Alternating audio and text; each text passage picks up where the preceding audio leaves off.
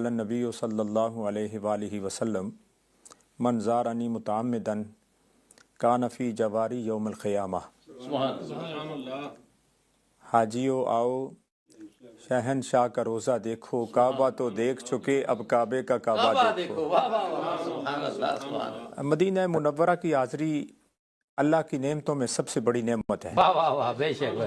इतनी बड़ी नेमत है कि इससे नबी अलैहिस्सलाम का कुर्ब मिलता है, नबी अलैहिस्सलाम की बारगाह में हाज़री मिलती है।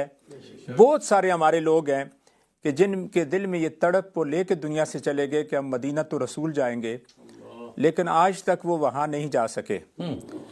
और हम हैं अक्सर कि वो बार बार अल्लाह के फजल और करम से वो हरमैन तय्यबैन की हाज़री के लिए वहाँ पे हाजिर होते हैं। मैं समझता हूँ आज आपका जो टॉपिक है वो बहुत खूबसूरत टॉपिक है, रोज़े रसूल सल्लल्लाहु अलैहि वसल्लम की हाज़री। जी। और इंसान को अल्लाह का कुर्ब और अपनी सलूक की मनाजिल को पहुँचाने का वाहिद ज़रिया रोज़े रसूल सल्लल्लाहु अलैहि वसल्लम की हाज़री है। वाह वाह वाह, सुभान अल्लाह। और जब इस पे कोई आदमी जाके वहाँ पे हाजिर होता है, हाथ उठते नहीं बल्कि दिल बात में होती है, अल्लाह कबूल कर देता है। वाह वाह वाह, मक्कातुल मुकर्रमा में जाएं मांगे तो कबूल होती है, और रोज़े रसूल पे जाएं सिर्फ सोचें तो कबूल हो जाती है। वाह वाह वाह वाह, अल्लाह सुब्हानहू व तआला करम और फजल फरमा देते हैं। तो मदीना शरीफ की हाज़री अबदी राहतें और दायमी बरकतों का सबब है। बेशक बेशक, बड़ी अज़मतों और बरकतों वाली हाज़री है।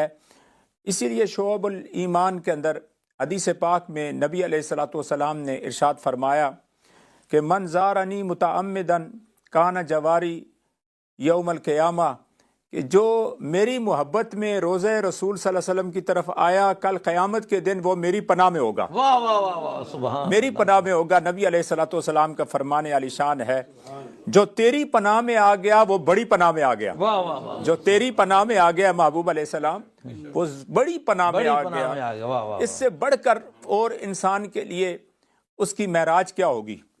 ये सबसे बढ़कर हमारे लिए महराज है। इसलिए याद रखे, उलमा फरमाते हैं कि ये क्या वजह है कि नबी अलैहिस्सलातु वस्सलाम की विलादत जो है जी वो मक्कातुल मुकर्रमा में हुई और आपका विसाले मुबारक जो है मदीनातुल मुनव्वरा में हुआ। जी, ये भी तो हो सकता था कि आप मक्कातुल मुकर्रमा में पैदा हुए और आप मदीनातुल रसूल के अंदर आपका मज़ार अक़दस ना होता, मक्का में ही होता। तो इसकी वजह क्या है? तो उलमा ने लिखा, इसकी वजह यह है कि लोग मनासिक के हज अदा करने के बाद रोज़े रसूल मक्कातुल मुकर्रमा में होता, वहाँ चले जाते। लेकिन अल्लाह ने फरमाया नहीं, मेरे महबूब अलैहिस्सलातु वस्सलाम की वो जगह, हज़रत काज़ी अय्याज़ फरमाते हैं किताब शिफा में कि जहाँ नबी अलैहिस्सलातु वस्सलाम का जस्ते अक़दस है, वो जहाँ से लगा है वो काबे से भी आला है, अर्शे उला से भी आला है। सुभान अल्लाह, उसका बड़ा मकाम है। तो अब कोई अगर नियत करके नबी अलैहिस्सलातु वस्सलाम की बारगाह में जाता है तो वो हकीकत में इतना सैकड़ों माइल्स, सैकड़ों किलोमीटर वहां पे है, वो सफर करता है तो हुजूर अलैहिस्सलाम की मोहब्बत में करता है। वाह वाह वाह वाह, इसलिए कि वो वरना वहाँ ही खत्म हो जाता मसला। मक्कातुल मुकर्रमा में उलमा ने लिखा, इसकी वजह यह है। अब एक और बात भी इसमें है कि हज़रत क़िबला सुल्तानी साहब जी जी जी इरशाद, कि हाजी जाते हैं, बाज हाजी पहले जाते हैं नूरी साहब, हाजिरी दे के फिर हज करते हैं जी, और बाज हज करके फिर आते हैं मदीना तो रसूल। जी जी जी, इसकी क्या वजह है?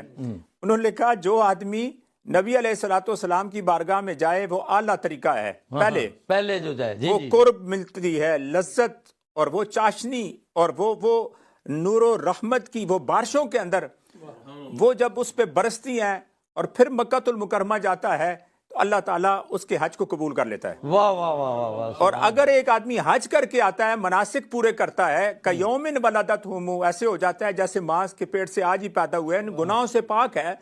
तो कहा अब मोर सबत कराने जाता है, हज तो कर लिया है, कबूलियत यहाँ से मिलेगी। वाह वाह वाह वाह, कबूलियत यहाँ से मिलेगी। इसकी वजह ये है। तो ये दोनों चीजें हैं।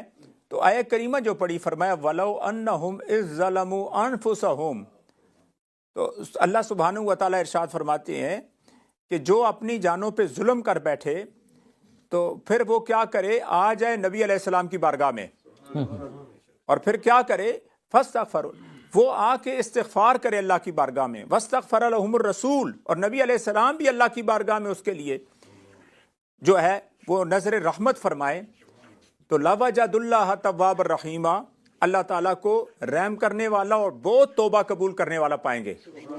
تو یہاں تین باتیں ہوئی ہیں۔ کتنی باتیں ہوئی ہیں؟ تین۔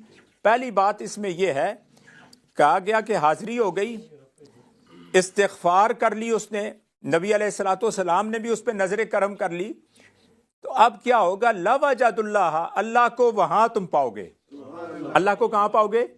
وہاں پاؤ گے۔ اللہ تو ہر جگہ ہے، وَنَحْنُ أَقْرَبُ إِلَيْهِ مِنْ حَبْلِ الْوَرِيدِ، قرآن میں آتا ہے اللہ تو شارک سے زیادہ قریب ہے، جھگلے وین سے زیادہ قریب ہے۔ تو اس کی کیا وجہ ہے؟ کہا وجہ یہ ہے کہ جب تم وہاں جاؤ گے تو اللہ پاک جو ہے نبی علیہ الصلوۃ والسلام کہ اس مدینۃ المنورہ میں اللہ کو پاؤ گے، تم واہ واہ واہ واہ واہ، وہاں پاؤ گے۔ اگر کوئی آدمی روضہ رسول پہ نہ جائے، وہ لاکھ کوششیں کرتا رہے اور اللہ اللہ کی جلیاں لگاتا رہے، اللہ نہیں ملے گا جب تک اطیع اللہ و اطیع الرسول نہیں ہوگا، واہ واہ واہ واہ واہ، جب تک۔ تو پھر اللہ سبحانہ و تعالیٰ کو وہاں پہ تم جا کے پاؤ گے۔ اب یہاں پہ یہ پتہ چلا کہ اگر اپنے گناہوں کی توبہ اور استغفار کرنا چاہتے ہو، اس سے دور ہونا چاہتے ہو، اللہ کے قریب آنا چاہتے ہو، تو پھر اس پہ اللہ تعالیٰ کرم فرمائیں گے۔ ابن کثیر، تفسیر ابن کثیر میں بھی ہے، حضرت علی کرم اللہ وجہ الکریم فرماتے ہیں حضور علیہ الصلوۃ والسلام کا وصال مبارک ہو گیا، 3 دن ہوئے ابھی، اور ایک اعرابی آیا اور آ کے حضور اقدس صلی اللہ علیہ وآلہ وسلم کی بارگاہ عالیہ میں اس نے کہا کدھر ہیں حضور علیہ السلام؟ تو بتایا گیا آپ کا 3 دن ہوئے، ظاہری طور پر دنیا سے تشریف لے گئے۔ اب وہ رونے لگا، میں کس کے پاس جاؤں گا، کس کے پاس جاؤں گا؟ تو وہاں پہ رونے لگا۔ اب اتنے میں حضرت علی کرم اللہ وجہ الکریم فرماتے ہیں کہ قبر سے صدا آئی، آواز آئی، اے اعرابی جا، اللہ نے تیری بخشش کر دی، واہ واہ واہ واہ، تیری بخشش کر دی اللہ سبحانہ و تعالیٰ۔ تو ذرا غور کریں، یہ نہیں ہے کہ حضور علیہ السلام کی ظاہری زندگی میں جاؤ تو بخشش ہو جاتی ہے، نہیں، بلکہ حضور اکرم صلی اللہ علیہ وآلہ وسلم آج بھی کوئی تڑپ کے وہاں پہ جائے تو اس پہ اللہ تعالیٰ کرم اور فضل فرما دیتے ہیں۔ سبحان اللہ سبحان اللہ۔ حضرت عتبی رحمۃ اللہ تعالیٰ علیہ کتاب الاذکار کے اندر یہ واقعہ لکھا ہے، اور یہ ربائی جو ہے حضور علیہ السلام کی جالیوں پہ آج بھی لکھی ہوئی ہے، واہ واہ واہ واہ، آج بھی لکھی ہوئی ہے۔ اور وہ ربائی بڑی پیاری ہے جی جی، کہ ایک بندہ آیا، آپ حضرت عتبی کہتے ہیں کہ میں نبی السلام کی جالیوں کے پاس سامنے دیوار کے ساتھ میں ٹیک لگا کے بیٹھ کے درود و سلام پڑھ رہا تھا، حاضری پیش کر رہا تھا، تو وہ بندہ آیا اور رونا شروع کر دیا اس نے، اور اس نے کہا کہ نفس الفداء لقبر انت ساکنہ سبحان اللہ سبحان فی العفاف وفیہ الجود والکرم۔ واہ واہ واہ، سبحان اس نے کہا کہ اے اس قبر کے اندر، قبر اتھر کے اندر آرام فرمانے والے، آپ پہ میری جان قربان ہو، اس میں جود و سخا کا سمندر لیٹا ہوا ہے۔ یہ دعا کی۔ اب کیا ہے جود، کیا ہے اور کرم کیا ہے؟ کرم وہ ہے جب بندہ صرف سوچے تو وہ بن مانگے عطا کر دیتے ہیں، اور جود یہ ہے کہ جب بندہ مانگے تو اللہ تعالیٰ عطا کرتا ہے۔ واہ واہ واہ واہ، تو یہ آج بھی جالیوں پہ یہ لکھا ہوا ہے۔ واہ واہ واہ، ذرا غور کریں، وہ عظمتوں اور برکتوں والی جگہ۔ تو آج بھی اگر کوئی جائے اور وہاں پہ جا کے وہ معروم آئے تو وہ نابینا ہے۔ بلائنڈ کے لیے رات اور دن ایک ہوتے ہیں، نابینا کے لیے رات اور دن کیا ہوتے ہیں؟ جی جی، ایک ہے، ایک ہی ہے۔ لیکن یاد رکھیں، اسی لیے اعلیٰ حضرت عظیم البرکت فرماتے ہیں کہ آنکھ والا تیرے جوبن کا نظارہ دیکھے، دیدہ کور کو کیا نظر کیا دیکھے، اور خلق سے اولیاء، اولیاء سے رسول، اور سب رسولوں سے اعلیٰ ہمارا نبی، سب رسولوں سے اعلیٰ ہمارا نبی، ہمارا نبی۔ ماشاءاللہ، وہ تو عظمتوں اور برکتوں والی سرکار ہے۔ جب بندہ جاتا ہے صرف مدینہ پاک کا سوچتا ہے، محبت کرتا ہے، اس کا خاتمہ بالایمان ہوتا ہے، اور جو وہاں پہ چلا جائے تو اس کا تو مقام یہ ہے وہاں پہ جانے والے کا کہ جو سانس لیتا ہے اور درود پاک پڑھتا ہے، باب السلام سے داخل ہوتا ہے، اللہ تعالیٰ اس پہ کرم کر دیتے ہیں۔ سبحان اللہ سبحان اللہ۔ اب بات ہو رہی تھی کہ وہ کتنی عظمتوں والی جگہ ہے، اس کا مرکز جو ہے وہ گنبد خضرا ہے۔ واہ واہ واہ واہ، من زار قبری وجبت لہو شفاعتی، جو میرے قبر اقدس اتھر پہ آیا تو اس پہ شفاعت واجب ہو گئی. نبی علیہ السلام فرماتے ہیں ہم شفاعت کرا کے جنت میں لے جائیں گے، اس کو جنت میں لے جائیں گے. اب قبر شریف جو ہے وہ نیچے ہے. کہاں پہ ہے؟ نیچے ہے. مرور زمانہ وقت گزرنے کے ساتھ ساتھ مٹی ڈالتے گئے تو وہ، اور پھر اس میں ایک دیوار ہے، پھر دیوار ہے، پھر تو اس طریقے سے اندر کوئی جائے بھی، دروازہ کھلے بھی تو وہ وہاں تک تو نہیں پہنچ سکتا نا، وہاں تک نہیں پہنچ سکتا. تو وہ تو ایسی زمین ہے، حرم کی زمین اور قدم رکھ کے چلنا. ارے سر کا موقع ہے، ہو جانے والے ہو جانے، وہ عظمتوں اور برکتوں کی جگہ ہے، ماشاءاللہ عظمتوں کی جگہ ہے. تو اب وہاں پہ جب انسان جاتا ہے تو اس کا مرکز کیا ہے؟ گنبد خضرا. اب قبر شریف تو نہیں نظر آ رہی، جب گنبد خضرا پہ نظر پڑے گی ایسے ہے منظارہ قبری وجبت لہو شفاعتی، جیسے اس نے قبر اطہر کو دیکھ لیا. وہاں تک تو انٹرنس ہی نہیں ہے. وہاں پہ تخیل سے اگر آپ سوچیں تو پورا مدینہ منورہ ہی جنت ہے. ایک تو ہے ما بین بیتی و ممبری روضۃ من ریاض الجنہ، میرا گھر اور ممبر یہ جنت کے باغوں میں سے ایک باغ ہے، اور بعین ہی اس کو جنت میں کل اٹھایا جائے گا. تو خالدین فیہا ابدا، جو جنت میں گیا وہ ہمیشہ وہاں رہے گا، اس کو نہیں نکالا جائے گا. تو اس کا اللہ تعالیٰ جو بقی قبرستان ہے وہاں پہ، یا ریاض الجنہ ہے، یا وہاں پہ روضہ رسول ہے، شیخین کریمین آرام فرما رہے ہیں، جہاں پہ مسجد قباء ہے اور مسجد قبلتین ہے، احد کا مبارک پہاڑ ہے. جدھر دیکھیں تو نبی علیہ 53 سال حضور علیہ السلام ادھر رہے. اور یاد رکھیں ایک آخری بات، 3 مسجدیں ہیں حضرت جہاں پہ بڑا مقام.